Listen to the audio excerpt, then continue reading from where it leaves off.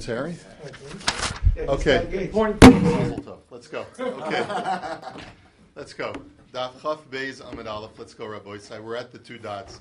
Yesterday, we were talking about the ability to commit one action for which you get multiple sets of malchus, because we can sort of like pile on all these different scenarios. The last thing we spoke about was about cooking a gid hanasha that's also nevela, that's basar b'chalav, it's on yantav, etc. But we're going back to our Mishnah now. Our Mishnah had said that a person can do one small act of plowing in a furrow of dirt and get 8 sets of malchus for all of the various things that he's done wrong. We said that he's plowing with mixed species of animals, an ox and a donkey. We said that these two animals are hektish. We said that he's plowing over kilayim, seeds that are mixed, that are prohibited. He's doing it during Shemitah. He's doing it on Yom Tov, and he's a kohen and a nazir in a cemetery. All right, so that compounds up to 8. What the Gemara is going to basically question now is that if you want to get really fanciful and really creative, I can come up with a ton of scenarios that will compound it even further. So let's take a look at some of these interesting situations. Maskef Rav Hoshia, v'lichshov nami hazorea b'nachal esan, ve'azharase mehacha shelo ye'aved bo v'lo yizareya. So Rav Hoshia says, what about the possibility that the plowing is being done in a place called Nachal Esan, which is any plain or field where the Egla Arufa ceremony was performed? The Torah says that if you have an Egla Arufa ceremony to atone for a dead body that's found, and we don't know what happened to this person, so we have to atone for it, so we break the calf's neck in this lot, empty lot. The Torah says, Asher lo ye'aved bo v'lo yizareya, that you may not cultivate that field ever again. So maybe the guy's plowing in an Nachal Esan, that would add a malchus as well. Maskef lo Rav Chananya v'lichshav nami hamochik es Hashem b'halichasa.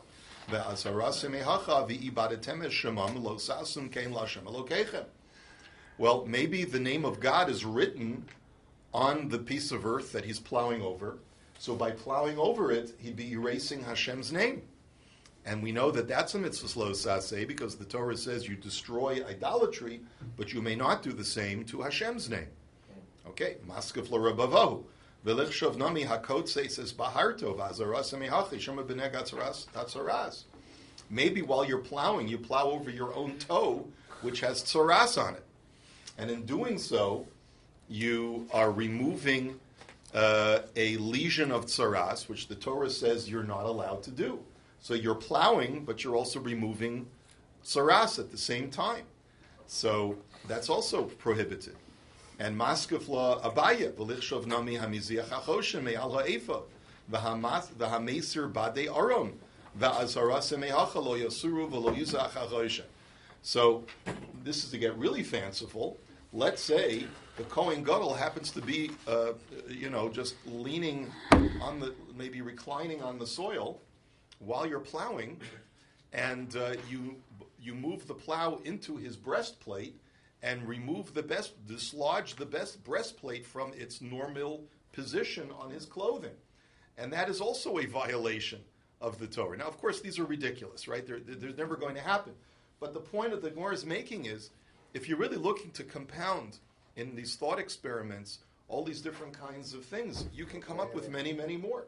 Or let's say, while you're plowing, the Aron Kodesh is sitting right there, and your plow bangs into one of the staves and dislodges the stave from its position in the Aron. And that also is a mitzvah lo saseh, that you're not allowed to remove the staves. And maskef lo Ravashi, v'lichshov nami hachoresh ba'atzei ashera, va'azharase mehacha v'lo yitbak biyotcha me'uma min acherim. What about if the plow itself is made from Asherah wood, which is Avodah Zarah? And that's also a mitzvah lo saseh, to have any utility from Avodah Zarah. And maskef lo Ravina v'lichshav nami hakotze tzilanus tovos v'azarase mehacha ki mimenu sochel ve'oso lo sichros. Another lav could be if while plowing you knock down a fruit tree, and the Torah says that's baltashchis, so you can incur another malchus with that. Can you do that at the same time as bumping into? Yeah, sure. You could bump into a whole bunch of things at the same time. And 1 minute you bumped into the Kohen Gadol, at that same moment you... Yeah, you're knocked down a tree. Yeah, the Kohen Gadol's reclining in the tree. Don't forget you put your foot in the way of the plow. That's right. That's right. Right. Amarle Rebbe Zeira, or someone else's foot. Amarle Rebbe Zeira Rebbe Mani v'lichshav nami kagon do amar shvua shelo acharosh biyom tov. And Reb Zeira asks another question. He says, I could create another mitzvah lo sasi that you violate, because let's say the person took a vow that he's not going to plow on Yontif. Remember, we said that we're talking about a guy who's plowing on Yontif. That's one of the 8, because he's doing malacha on Yontif. Well, what if he also took a vow before Yontif that he's not going to plow on Yontif? So not only is he violating Yontif, he's also violating his neder, or shiz shvua. So the Gemara says, Hasam lo kachala shvua, mushbav almid mehar sinayu. There you go. So the Gemara says, but that's not going to set in such a shvua, because if you already have a pre-existing prohibition from doing something from the Torah, it's like saying, I hereby swear that I'm not going to eat chazer. That's not a valid shvua, because you already have a pre-existing prohibition of eating chazer. So that's not a question. At least we can answer that question. That's the reason why it's not listed, is because it wouldn't have any effect. So Amar Lei Kagon to Amar Shvua Shalo Acharosh Bein B'chol Bein B'Yom Tov Demigu Dechala Alei Shvua B'chol Chala Alei Nami B'Yom Tov. So the Gemara says, no, not necessarily. There's such a concept of a Shvua that has an Isser Kolel. What do we mean by that?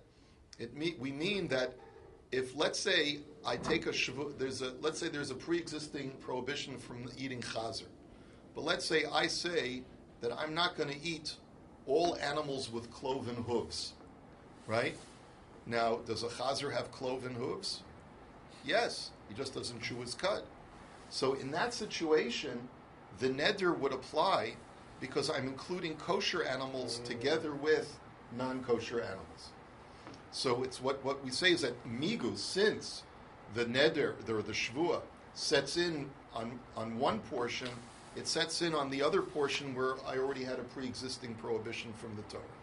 So in this case as well, if I took a shvua before Yontif, that I'm not going to plow ever, neither on Chol nor on Yontif, then if I plowed on Yontif, I would be in violation not only of Yontif, but also of my shvua. So why isn't that listed? So the Gemara answers, Midi di'isi b'she'ila lo katani. The Gemara says, I'll still answer that, because the Mishnah was not interested in listing prohibitions that could always be undone through getting a she'ela or a hataras nedar. You could always get a shvua or a neder annulled. So therefore the Mishnah didn't want to discuss that. Velo v'harei hektish. What are you talking about? 2 of the 8 are where a person is utilizing a donkey and an ox that a person made hektish. You can get a she'ela on hektish to get the hektish annulled. So the Gemara says, no, b'bechor. We're talking about a firstborn animal. We're not talking about an animal that became hektish through a person's volitional declaration, but rather it was because it was born hektish. So it's not that you can't get an annulment of a natural-born animal that's a firstborn animal that is automatically hektish. But wait a minute, v'harei nazir. But one of the 8 is the guy's a nazir. A nazir is a neder that you take, and that could be annulled through hataras nedarim or through she'ela. So how can you tell me that our Mishnah is not talking about things that could potentially be annulled, and naziris can be annulled? So the Gemara says, b'nazir shimshon. We're talking about a special case of naziris called nazir shimshon. Now, you may be familiar with that term from hataras nedarim that we do on Erev Rosh Hashanah, because it's one of the things that we say I'd like an annulment for, a chutz min nazir shimshon. I can't get an annulment for naziris shimshon. Now, why is that? So the Rivan, who's the commentary here, tells us, what is naziris shimshon? What do we mean by that phrase? He says, some say it means that it's naziris that occurs from birth, just like Manoach, and is declared the child would be a nazir from the womb. So the Rivan says that doesn't make sense, because even a parent who declares his child to be a nazir can get an annulment.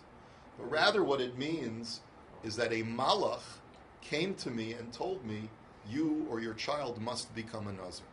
So since that's by divine decree, because it's by an angel, I don't have a right to get an annulment. So that's what we're talking about. And that's only happened twice in history? Well, unless, I don't know. Shmuel and Shimshon? No, Shmuel didn't come and tell him that. Didn't they? Chava said she was going to do it. The angel didn't tell her? Right, it only happened once. We only have one record where an angel comes. Not in Shmuel. Not even Shmuel. Although, you never know. Maybe you'll have a dream tonight. Isn't it also because he said all the days of his life? No, that's what I'm trying to tell you, is that the Interesting. Rivan says it's You got can get nothing that to do with all the days of your life. You can get an annulment for that. It's got to do with the fact that it's a malach. Okay, so Nazir Shimshon bar Yitmuyi Lamesimhu? Well, wait a minute. A Nazir Shimshon, by definition, is someone who is declared to be a Nazir for his entire life, but does not have any isser of becoming Tamei Lameis. He only can't grow his hair long and can't drink wine. That's what Shimshon. I mean, look at the life of Shimshon. He was killing people right and left. I mean, there's no person that came more in contact with death than Shimshon. So, Is there a tumor for Mason Goyim? Tumas Maga there is, yeah, Tumas Maga. But anyway, Who's the club? the point is that Nazir Shimshon can't be one of the 8 because then he's not going to get Malchus for entering a cemetery. So the Gemara says, you got me. Elahaitanis Isser Kolel Leslie. So you have to say the reason why a Shavua is not listed here, that he's not going to plow on Chol or Yontiv, is because this Tana doesn't hold of such a concept that when you're more inclusive in your Shavua than just a Torah prohibition, it sets in. Our Tana would hold that if a person took a neder that he's not going to plow on Chol or on Yontiv, the neder would only be chal on the Chol part, but it would not set in for the Yontiv because you're already mushba va'omed, you already have a pre-existing. And therefore you would not be in violation since we're talking about plowing on Yontiv. Amar Rabbi Hoshia. Now, by the way, we're going on, and we're not answering all of our other questions. Isn't that interesting? In other words, the Gemara is sort of acknowledging it's true that you can come up with the Mishnah came up with 8 possible sets of malchus, but the fact is that there must be more, and you can get as fanciful as you like to create so many different isurim that can be accomplished with one action. Amar Rabbi Hoshia, Hamarbiya Shor Pesule Hamukdashim Loike Shnoim. Rabbi Hoshia says that if a person takes an ox, that is what's called Pesule Hamukdashim, what that means is that this animal was designated to be a korban, and then it developed a developed a blemish. And it's the type of animal that can have its kedusha alleviated by transferring its kedusha onto either another animal or onto coinage. And the halacha is that when that is done, that animal which has the becomes chulin. It's no longer kadosh. However, it's not so simple. It's kadosh v'chol mixed together. Why? Because there are certain halachas that retain in the animal even after its kedusha is removed. So the Torah says that you're not allowed to shear the animal for its wool. You're not allowed to milk the animal if it's a milk-giving animal.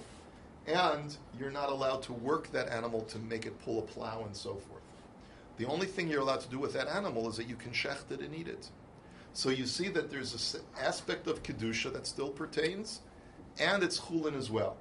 So the way the Rivan learns is very interesting. He says that the reason why you're not allowed to breed this animal, even with its own species, is because once we look at this animal as like 2 different states in halacha, both kadosh and chol, you're already in violation of kilayim when you crossbreed that animal, or when you breed that animal. With anything, even with its own species, because it's an inherent mixture. Unless you find another one just like it. That's interesting, because maybe the kadosh part is mixing with the chol part of the other animal. So even that would be no good, right? So, by the way, that's the way the Rivan learns. Tosfos learns a different way. Tosfos says that the pasuk in the Torah says that when you have such an animal that's psulei hamukdashim, you should treat it katsavi v'cha ayol, that you're allowed to eat that animal like a deer or like a ram. Now, what the Torah is basically saying is that it's chulin now, and it can be treated like any other venison or farm animal that's used for food. Mm-hmm. However, why does the Torah use 2 examples of 2 different species, a deer and a ram? It's to tell you that this animal is now designated from Shamayim as being like a kilayim creature of two different species mixed together. So you can't do anything with it. You can't breed it. And as we'll see, Amar Rabbi Yitzchak Hamanik b'shor psuli hamukdashim loka shaharei guf echad hu v'asa akasav kishnei gufa.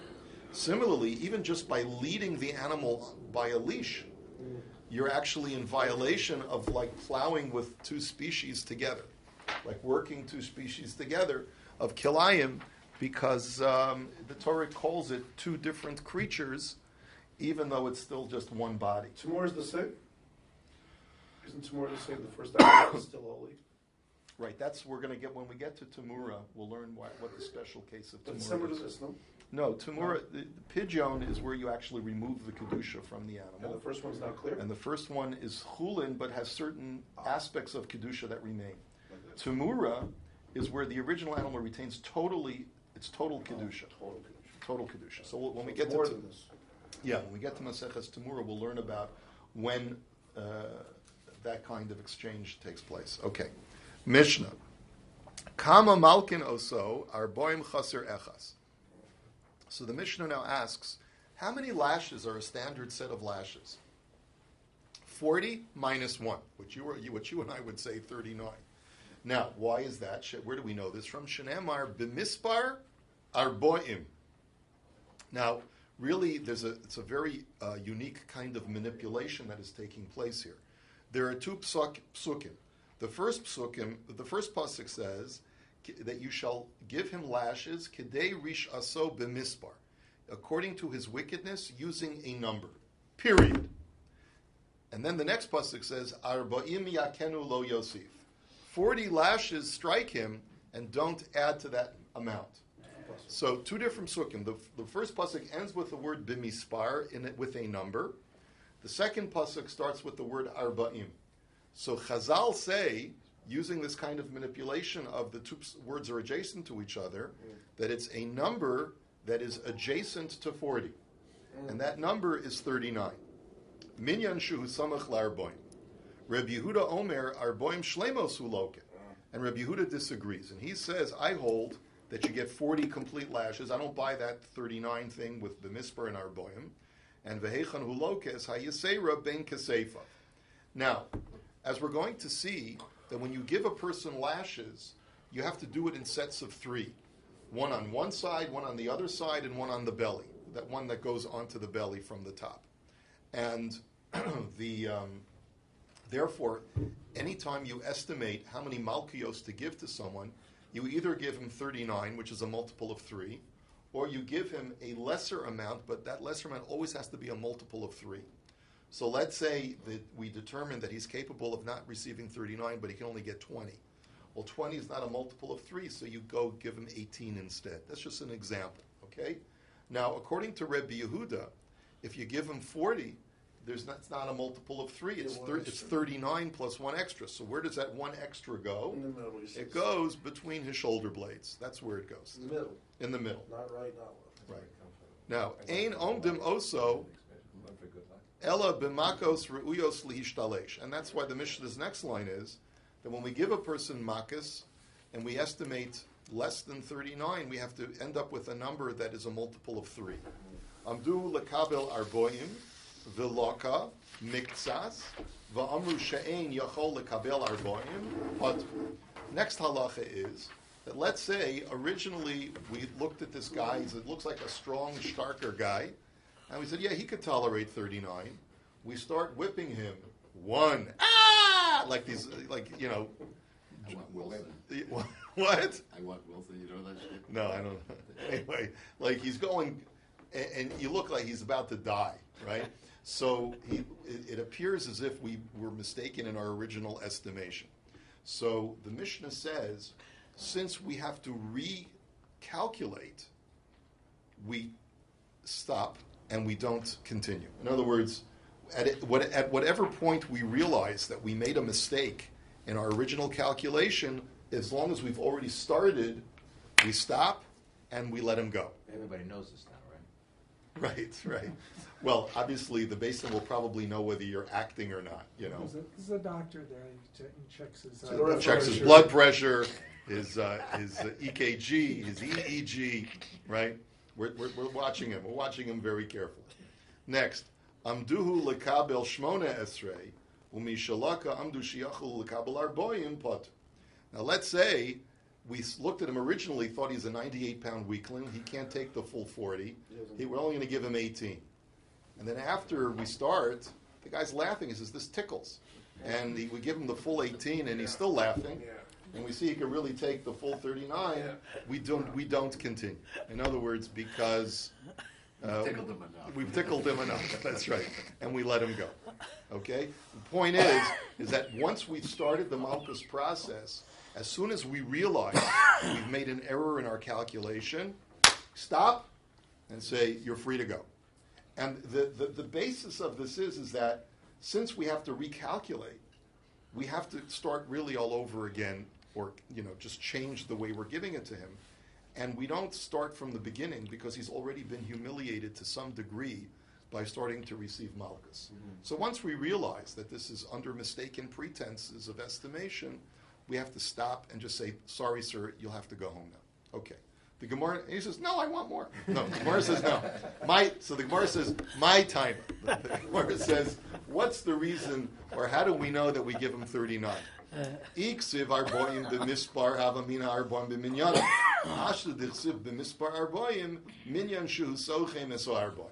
He says, if the Torah would have arranged the words that first the word arboim appears, and then the word b'mispar appears, then that would have made sense. That's the normative Hebrew cadence. In other words, 40 in number would mean you count out 40 lashes. But now that the Torah has reversed the normal cadence and says b'mispar and then arboim, it implies that it's a number that leads up to 40, which is 39. Amar Rava, kama tipshoi sha'ar inshi, the kaimi mikmi sefer Torah below kaimi mikmi gavar rabba. De'ilu b'sefer Torah ksiv arboim, va'asu rabbanon batzru chada. He says, look how foolish, this is a very famous quote in the Gemara. Look how foolish people are. They stand and give reverence to a Sefer Torah, but they don't stand and give reverence to Talmidei Chachamim. He says, look, people think that Chazal only make life harder for us. Look at this example. This is where they make life easier for us. Without Chazal, we would think a guy gets 40. They come along and through their discernment of the psukim, they alleviate the Malkus and give a person 39. So you should give honor to the Talmidei Chachamim as well, because they actually bring an easement to life as well. So Rabbi Yehuda Omer, Arboim Shlemos V'chulei, and the girsa that's added here is Bein Keseifav. So the point is that Rabbi Yehuda says two things. Number one, you give him 40 and not 39. And number two, you give him that 40th lash between his shoulder blades. So Amar Rabbi Yitzchak, my time at the Rabbi Yehuda. What's his reasoning? Dichsiv ma hamako sa'ila ben yadecha va'amar asher. Sorry, let me just read the pasuk. Va'amar asher hukesi beis me'ahavai. Now, this pasuk is talking about that days are coming, says the prophet Zechariah, when we will eliminate all of the false prophets, and then we'll say to a person, what are those wounds that are between your hands?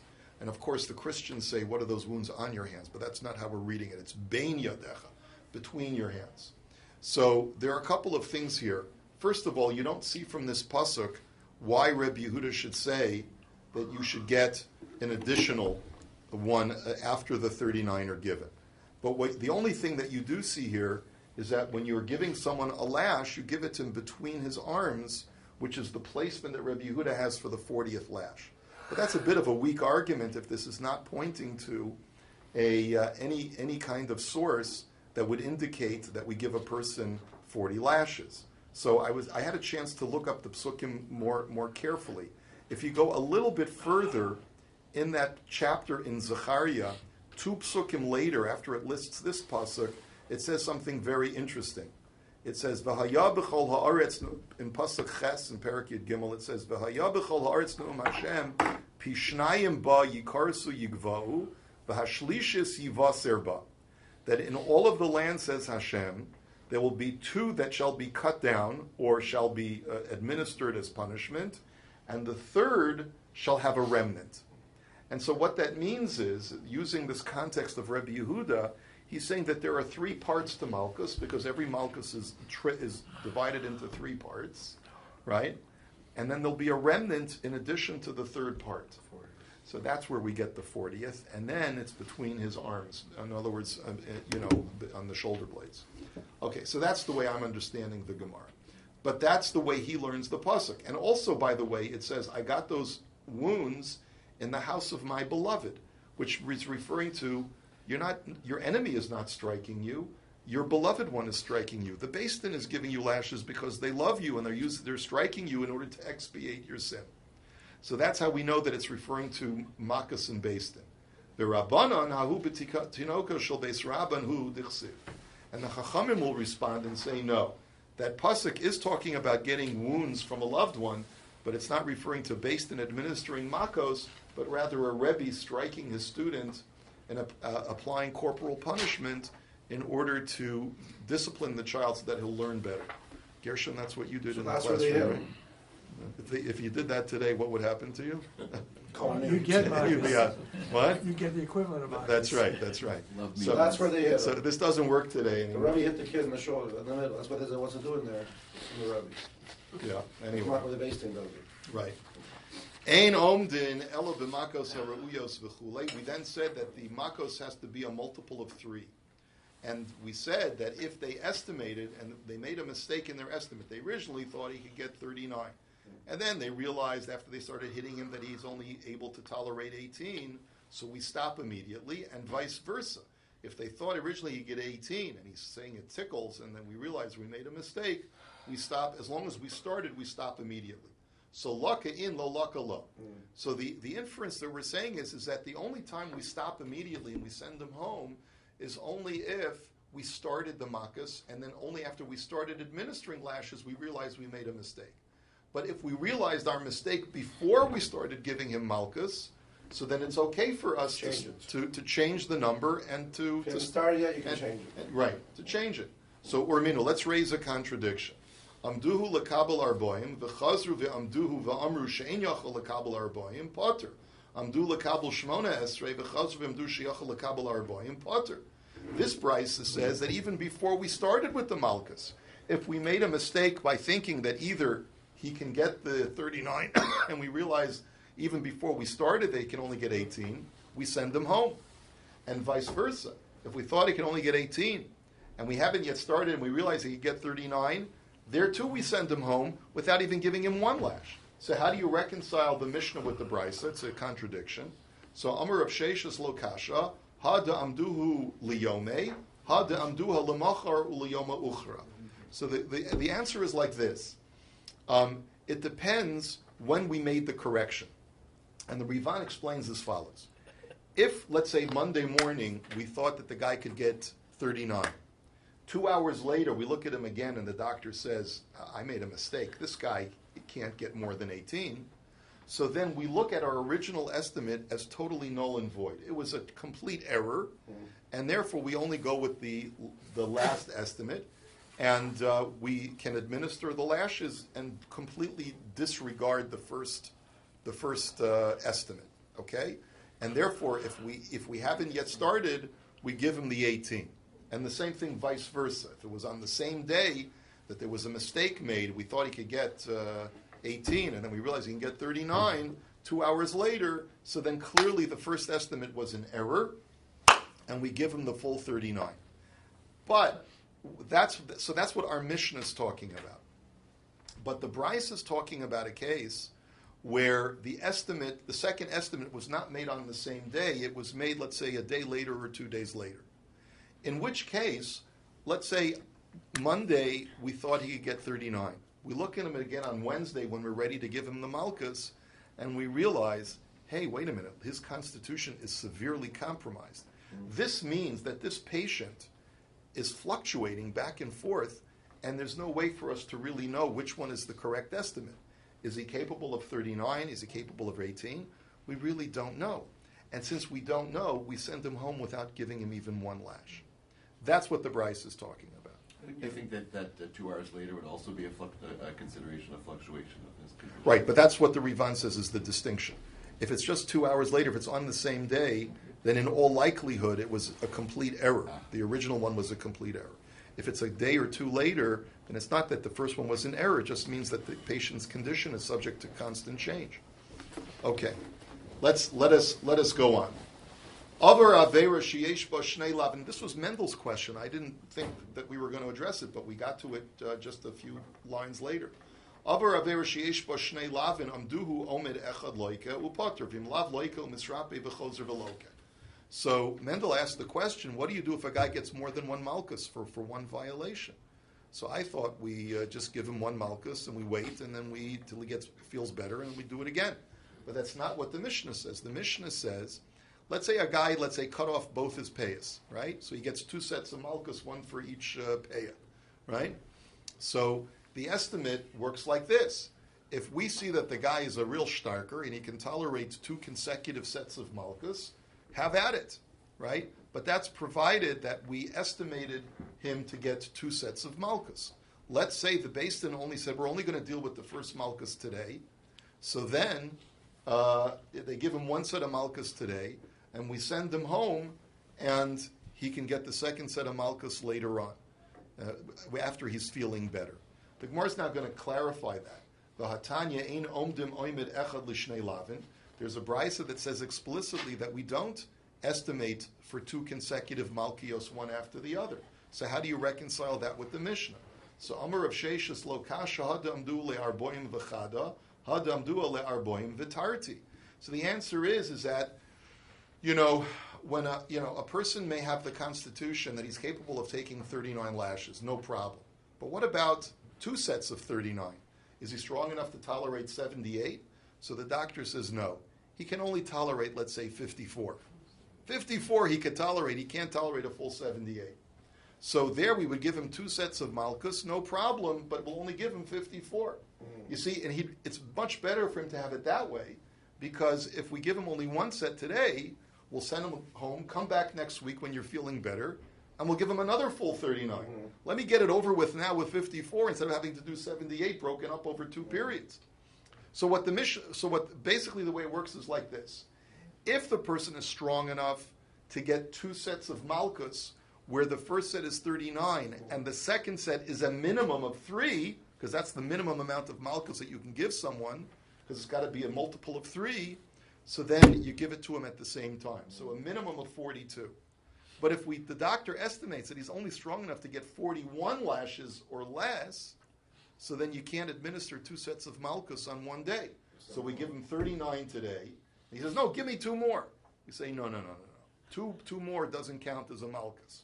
Therefore, go home, come back next week when you're healed and you're feeling better, and then we'll see what you're capable of getting independently next week. Why don't they assess as it goes along? They start giving them malchus, and then you realize after 20 that he can't do any more. Your assessment has to be done from the beginning. That was our previous Mishnah. Previous Mishnah had said that if in the course of getting malchus we realize we've made a mistake, so then we stop. Okay? Next Mishnah. Keitzad Malkin Oso. So now we'll just do this lengthy Mishnah. This Mishnah describes the mechanics of giving malchus, and we'll just do the Mishnah and we'll finish with the Gemara tomorrow. So how do we give him malchus? Kofe shtei yadav al ha'amud helach vehelach v'chazan hakneses oches bivegadav im nikru v'im niframu ad shehu megala es libo. So the first thing we do is that we have this pillar that goes up, sounds like almost like to his pupik, right? We bend him over so that his body is leaning on this pillar, and we tie his hands to the pillar, one on each side of the pillar, and we bind his hands together around the pillar. So this guy now is bent over, right? And the administrator of the malchus rips off his shirt, and it doesn't matter whether it rips in the middle or it rips at a hem, it doesn't make a difference. As long as we can reveal his torso, and the reason we do that, like the Bach says, is to embarrass him, because the Torah says that part of the punishment of malchus is v'nikla achicha le'inecha, your brother shall be humiliated through this process, and that's part of the kapara. So you have to tear it. You can't just remove it. No, you tear the shirt, but you don't. It could Guys either. can't take off his shirt. Right. And go bare chested. He doesn't just tear off. He doesn't take it off. You have to actually humiliate him by tearing it off. Upper the belt. What? Upper the belt. Above the belt. Yes. V'ha'even nesuna me'acharav, and then there's an elevated stone behind this fellow where the v'chazan hakneses omed olav, and the administrator who's going to be whipping him is going to be standing on that elevated stone. Uritzua biyado shel egel kefula echas l'shnayim u'shnayim la'arba u'shtei ritzua shel chamor olos biyordos ba. So he's got this leather strap. What is the constitution of a leather strap? It's basically one long piece of leather that's made from calf skin that is doubled over twice. So now it's 4-ply because you've doubled it over twice. You folded it over twice. And you combine that with donkey skin, donkey leather, right, which is doubled over once. And you plate the two pieces of leather together so that it forms one, homogeneous piece of leather. And then yada tefach v'roch batefach, and it's the handle of that leather strap is 1 tefach. I'm not sure what its material is, either wood or metal or something like that. And the leather strap itself is 1 tefach wide. V'rosha magas al pi kreso, and you have to calculate that to stand at a distance such that when you hit him on the back, because you're going to be standing a little bit to the side, you're not directly behind him, you're standing to his side, and so you have to align it such that when you whip him, the tip of the whip will reach around to start touching the side of his belly. Okay? Umaka oso shlish milafanav ushtayados mila achara. And you strike him 1 in the front and twice behind. In other words, what it sounds like is, although it's not so clear from the language of the Mishnah, is that you strike him once on the front side, I guess on his belly. How to get to his belly? He's leaning over. Right, so he's leaning over. So maybe you have to. I'm not really. Maybe he's not leaning on the post with his belly. No, he's leaning on the Shlish milafanav al hadrat. Rivan says al habeten. You strike him on the belly 1 time, and ushtei yados me'achorov, and twice on the back. So the Gemara will explain how it works. Okay, the Gemara will explain the mechanics when we get into it tomorrow. Ve'eno maka oso lo omed velo yoshev elamuta, and you cannot strike him while he is standing or seated, but rather he must be in this leaning over position. Shenamar v'hi pilo hashofet, as the Torah says that the judge shall bend him over. V'hamake maka biyado echas b'chol kocho. So this person who's doing the striking, the lashing, can only hold the whip in one hand, and he whips with the full strength of one hand. V'hakore kore im lo sishmor lasos v'hifloshem es makoscha es makos v'goymer v'choz l'tchilas hamikra u'shmartem es divrei habris azos v'goymer. So there's supposed to be an announcer while this is all going on, reciting psukim of admonition and musar, basically telling him, reading from the parsha of the Tochacha and Parshas Kitava, that if you do not observe these laws, then Hashem will increase your affliction, etc. And then he repeats it, Ushmartem es divrei habris hazos, and you shall observe the words of this covenant, and v'chosein v'hu rachum yichaper avon v'goymer. And you finish off from a pasuk in Tehillim, and you say, may he, the merciful one, atone for sin through this affliction. And if the guy's still whipping and you finish the psukim, you start all over again. Basically, just repeating these psukim to give to give the person that sense of tshuva. If the punished person dies as a result of his whipping, the administrator of the whipping is pater. He doesn't get punished, and he doesn't go to an ir miklat, because we learned previously that if in the course of doing a mitzvah, like being the administrator of the Beis Din, someone dies, you don't have to go to an ir miklat because you're in the process of doing a mitzvah. But if you added, let's say the Beis Din said he's only strong enough to get 18, and by accident you lost count and you gave him 19, and he dies because of that extra lash, so then you do go to an ir miklat because you're no longer doing a mitzvah. Niskalkel bein berei bein b'mayim pater, and Rabbi Yehuda Omer ha'ish berei v'ha'isha b'mayim.